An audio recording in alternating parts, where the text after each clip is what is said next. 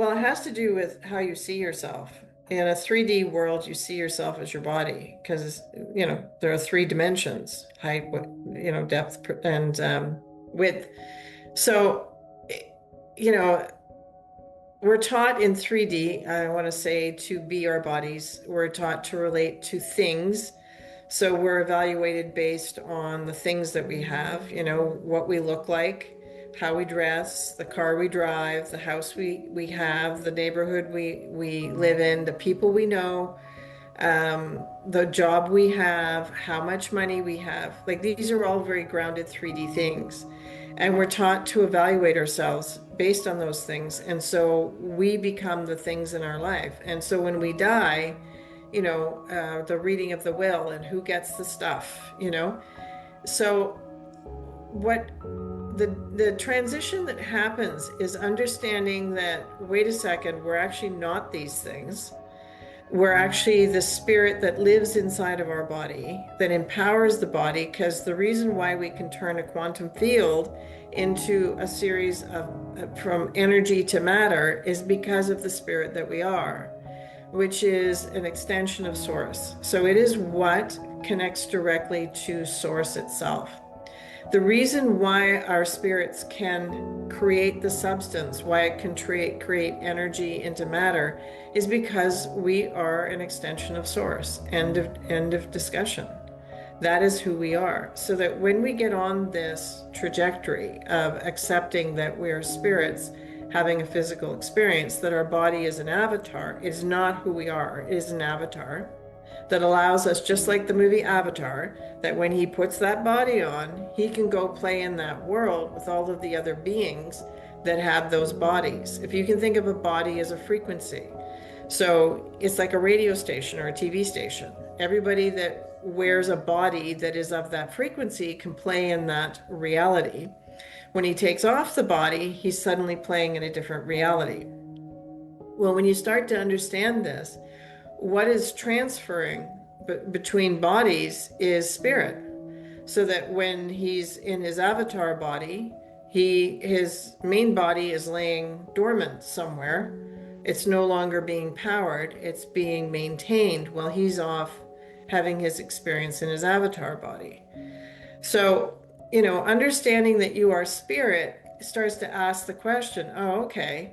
So I've spent my entire life being concerned about getting a good job, buying a house, having a family, being impressive in the world, like finding my place in the world, being a success, et cetera, et cetera. You have a finite timeline. So your life is based on birth to death. And again, it's about the body. When you see yourself as spirit, you realize there is no death, because that spirit is going to leave that body and then it's going to go into the spiritual realms.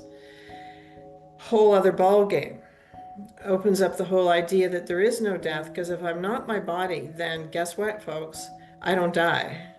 So we're in a different conversation. If I'm an extension of source, that means I'm powerful and therefore I am creating my world. So suddenly there's a sense of responsibility, but also a sense of empowerment that comes with that you don't have in physical reality. Because in physical reality, we're taught that power comes from money, power comes from position, power comes from who you know, power comes from how you look, power comes from the friends you have, power comes from the life you live. Like, all of these things give you power in a physical reality. But guess what? As soon as you're spirit, no, power is who I am. Who I am. And suddenly I'm creating my world, as opposed to having to run out to do something, to have friends or a job or whatever to make my reality work. Spirit has a way different playbook than what humanity does, as far as how to get things done.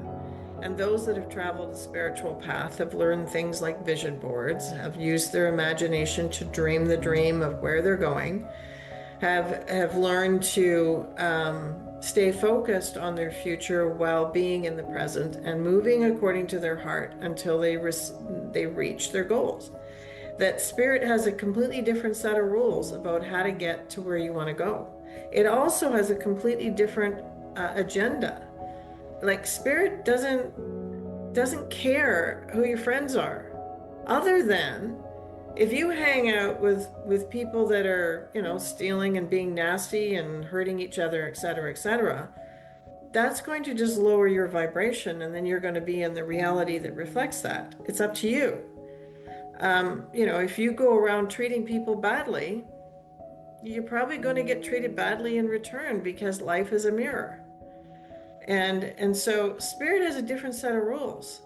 Like, as I said, even if challenges come into your life, are you going to meet them by blaming and shaming and becoming aggressive and controlling? Or are you meeting them as a spirit meets another spirit and treating each other with love?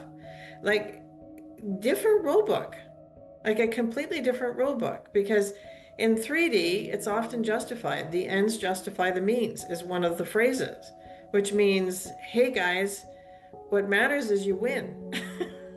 Like, that's one of it matters that you win at all costs. Like, it doesn't matter whether your business principles were shady or not. It doesn't matter if you treated people badly. It doesn't matter. Like, it matters that you're a success. And in spirit, no, actually it does matter. Because how you treat others is how you're going to be treated. It is the boomerang thing. What you put out, guess what? It's coming back. And you learn responsibility pretty darn fast when you start living in that world. Because again, you are an extension of Source. And whatever you put out is going to come back.